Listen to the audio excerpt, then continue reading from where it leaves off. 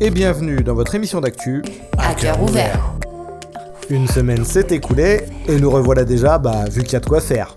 Des mises à jour importantes de jeux, des accessoires et surtout pas mal d'infos sur de futurs périphériques pour la VR qu'on a déjà hâte de tester en bon gros geek qui se respecte. Allez, c'est parti.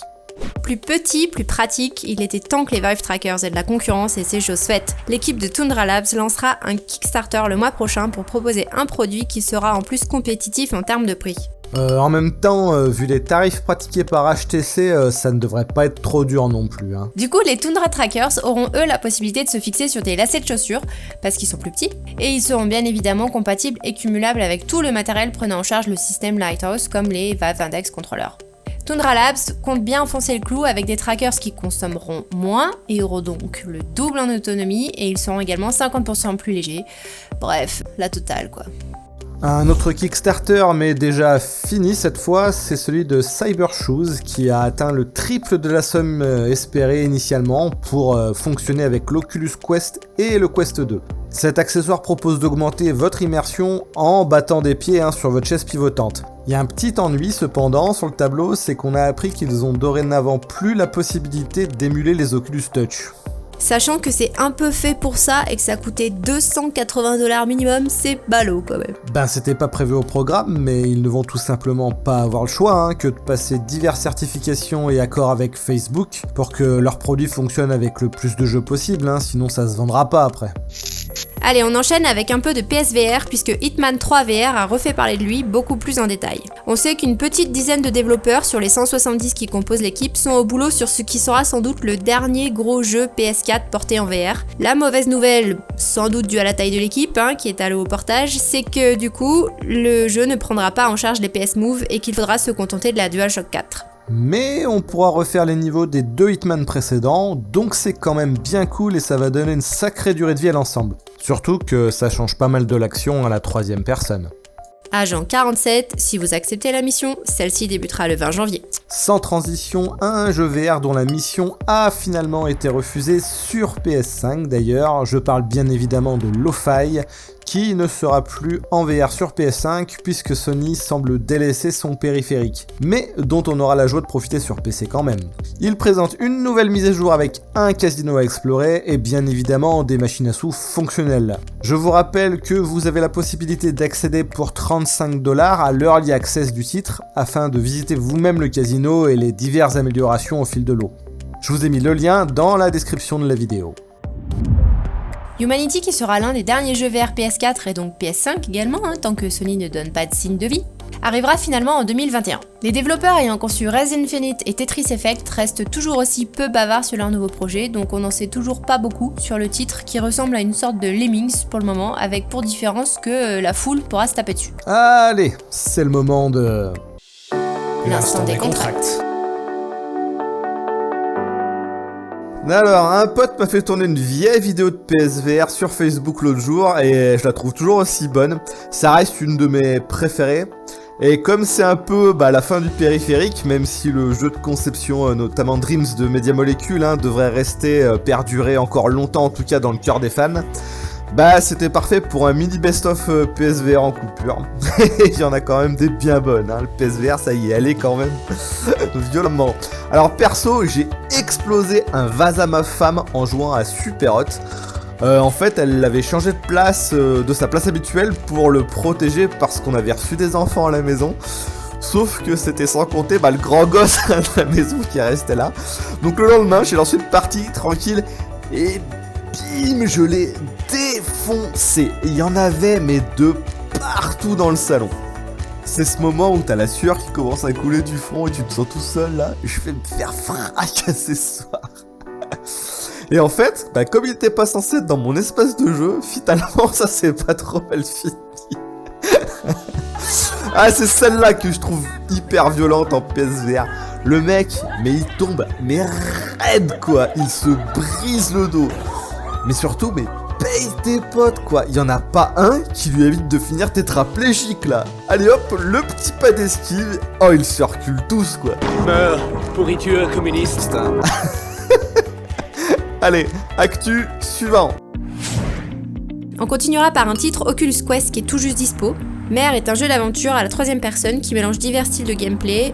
Vous devrez explorer des donjons et résoudre diverses énigmes au travers de 8 chapitres. Au premier coup d'œil, ça semble en tout cas fortement tirer son inspiration des jeux de Fumito Ueda tels que Ico notamment. Ça risque d'être bien agréable en VR, et puis il ne devrait pas y avoir trop de plateformes où tu sautes, donc t'as une chance de pouvoir le finir celui-là.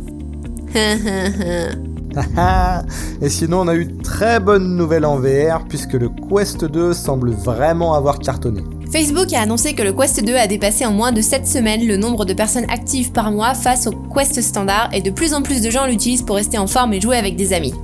Une excellente nouvelle pour nous tous donc, puisque plus il y aura de pratiquants de VR, plus il y aura de projets et de budget alloués pour ça. Donc de l'innovation technologique pour des casques de plus en plus petits et confortables, des jeux qui exploitent de mieux en mieux la techno pour une immersion toujours meilleure, et surtout ce que j'aime beaucoup, plus de concurrence pour toujours plus de casques différents afin d'avoir celui qui nous convient le mieux. C'est en somme une sorte de cercle vertueux qui est en train de se lancer doucement mais sûrement. Puisqu'on parle de concurrence, Apple, qu'on attend toujours de pied ferme pour une révolution de la VR, refait parler de lui avec un gant capable de traquer la main et les doigts grâce à des capteurs internes. Il serait visiblement pensé pour le gaming, l'éducation et les militaires, et semble être complètement compatible autant pour l'AR que la VR. Ceux qui ont goûté au Valve Index Controller ou à la détection des mains de l'Oculus Quest savent que l'immersion est naturellement augmentée quand ceci est parfaitement fonctionnel, donc on espère les avoir un jour entre les mains. Si vous ne l'avez pas encore eu entre les mains et que vous n'êtes pas trop sensible à la cinétose contrairement à moi, c'est Boneworks que l'on vous conseille et qui vient de faire une grosse mise à jour de son jeu. Alors déjà, elle corrige une multitude de bugs pour le fignoler vraiment de façon top, et c'était important, mais surtout la MAJ contient aussi un hommage à leur premier jeu en VR sorti en 2016, Overjunkers, avec une toute nouvelle map sous forme de sandbox dans laquelle vous allez pouvoir vous défouler à votre guise avec le moteur physique du jeu qui déchire, avec des nouveaux flingues et des nouveaux engins à conduire, bref, du fun en barre comme à l'accoutumée avec l'équipe de Stress Level 0 aux commandes. Et pour zéro stress ou presque, Eye of the Temple est un jeu d'énigmes en room scale qui vous transforme en Indiana Jones avec torche, chapeau et fouet inclus. On a appris que le développement continue et que le jeu sera bien prévu pour le printemps 2021 en version complète. Donc, si vous voulez tenter l'expérience, sachez qu'il y a une démo qui date de l'an dernier qui est toujours dispo sur Steam et que le level design était déjà carrément bon. Le jeu vous fait en quelque sorte tourner en rond dans votre pièce sans jamais que vous vous en rendiez compte et il a même parfois tendance à vous déséquilibrer légèrement dans les actions qu'il vous propose de faire. En fait, j'ai même failli me vautrer à cause des tonneaux roulants au début. Donc pour le coup, les sensations sont là. Je vous conseille vraiment de tester la démo si vous voulez un peu de sensations en VR. On enchaîne enfin avec un nouvel accessoire pour les Oculus Touch de votre Quest 2, c'est encore VR Cover qui s'y colle et qui vous propose un halo de protection pour vos anneaux. Alors cette fois, le store européen est bien fourni, donc tout est disponible tout de suite. Et pour la somme de 15€, vous serez donc sûr que si un vase n'est pas à sa place dans la maison, il n'abîmera pas vos précieuses manettes. Allez, je crois qu'il est l'heure de la question. Comme à chaque fois dorénavant, on retient une question dans les commentaires de la vidéo pour l'émission suivante, et cette fois c'est celle de Alexis Raguin. Bonne année à la team, quel jeu pouvez-vous nous conseiller pour la jante féminine sur l'Oculus Quest 2 ou Steam VR? Donc Lily, celle-là, c'est clairement pour toi. Eh bien déjà, merci, et bonne année à toi aussi. Alors, en général, Beat Saber, ça passe plutôt bien pour tout le monde. Faut juste le lancer avec un niveau de difficulté adapté à la personne. Et après, il y a un autre truc qui est sympa, c'est Dance Central VR sur le Quest, qui est bien réalisé, et pour les gens qui aiment danser, c'est plutôt chouette. Et alors après, le vrai truc inattendu, parce que je suis complètement nulle en jeu de plateforme, mais que j'ai adoré, c'est Carly and the Reaperman, qui se joue en coopération, mais c'est parce que moi, je faisais la partie VR où on aide le petit bonhomme qui saute partout. En coopération, il y a un autre truc qui est sympa, c'est Keep Talking and Nobody Explodes, et ça peut se jouer à 2 ou plus.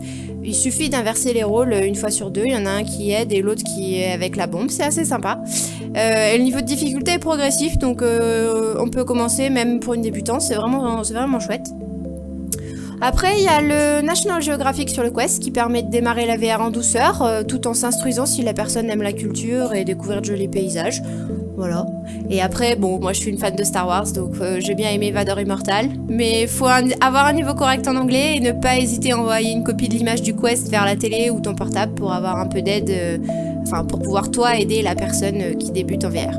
Et voilà, ce sera tout pour cette semaine. On espère que ça vous a plu et si c'est le cas, n'hésitez pas à vous abonner et à activer la cloche pour ne pas rater la prochaine vidéo. Et surtout comme d'hab, n'hésitez pas à nous laisser des commentaires et des conseils pour améliorer encore et toujours cette nouvelle émission. Allez, à bientôt, ciao ciao.